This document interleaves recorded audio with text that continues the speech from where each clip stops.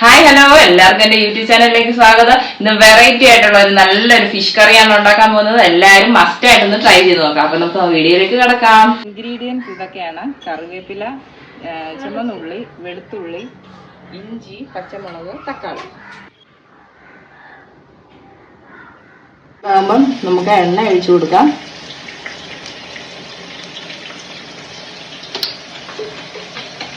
നമുക്ക് അല്പം ഉലുവ ചേർത്ത് കൊടുക്കാം.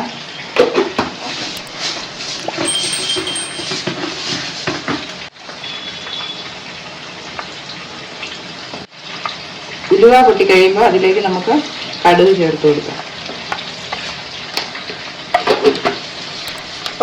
കടുക് പൊട്ടി കഴിയുമ്പോൾ നമുക്ക് ഉള്ളി, വെളുത്തുള്ളി, ഇഞ്ചി, പച്ചമുളക് ഇത്രയും ചേർത്ത് കൊടുക്കാം. ഇത് നമുക്ക് നന്നായിട്ട് യോജിച്ച് കൊടുക്കാം.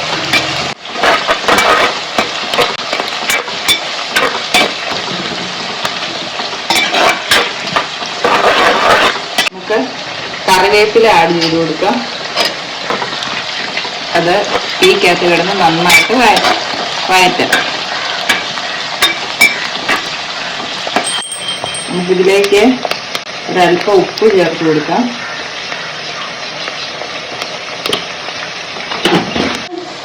ഉള്ളിയെല്ലാം നന്നായിട്ട് വഴന്ന് വരുമ്പോഴത്തേക്ക് നമുക്ക് അതിലേക്ക് നമ്മുടെ സ്പെഷ്യൽ തക്കാളി അതിലേക്ക് ചേർത്ത് കൊടുക്കാം.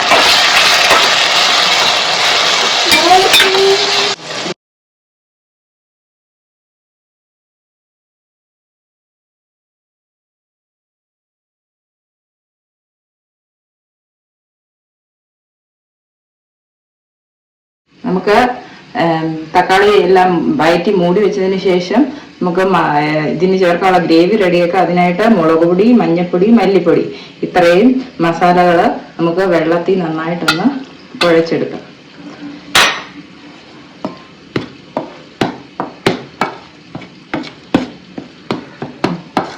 തക്കാളി എല്ലാം നന്നായിട്ട് വഴന്ന് വന്നിട്ടുണ്ട്. അപ്പൊ അതിലേക്ക് നമുക്ക് കുഴച്ച പൊടിയെല്ലാം കൂടി ചേർത്ത് കൊടുക്കാം.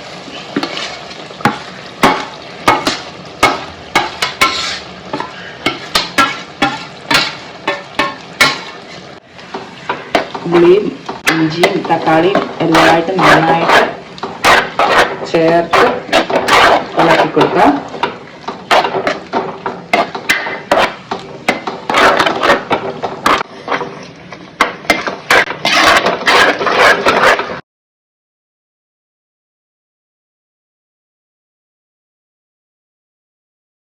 എണ്ണ തെളിഞ്ഞ് വരുമ്പോഴേക്കും നമുക്ക് അതിലേക്ക് പുളി ചേർത്ത് കൊടുക്കാം.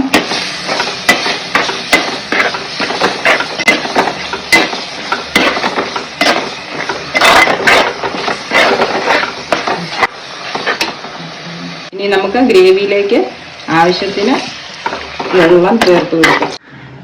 തിള വന്ന് തുടങ്ങിയിട്ടുണ്ട്. നമുക്ക് അതിനകത്ത് ഉപ്പ് ബാലൻസ് ആയിട്ടുണ്ടോ എന്ന് നോക്കണം. ഇല്ലെങ്കിൽ ആവശ്യത്തിന് ഉപ്പ് ചേർത്ത് കൊടുക്കുക. തിള വന്നു കഴിയുമ്പോൾ നമുക്ക് ഓരോ പീസ് അതിലേക്ക് ഇട്ട് കൊടുക്കാം.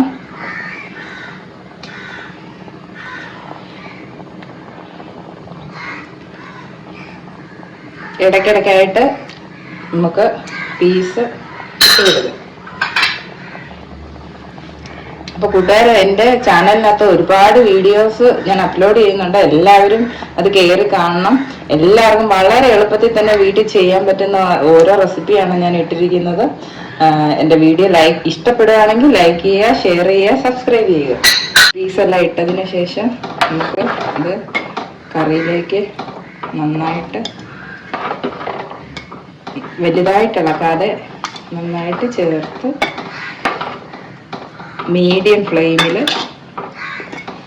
അതിലേക്ക് ഒരല്പം കറിവേപ്പിലയും കൂടെ ഞാൻ ചേർത്ത് കൊടുക്കുകയാണ്.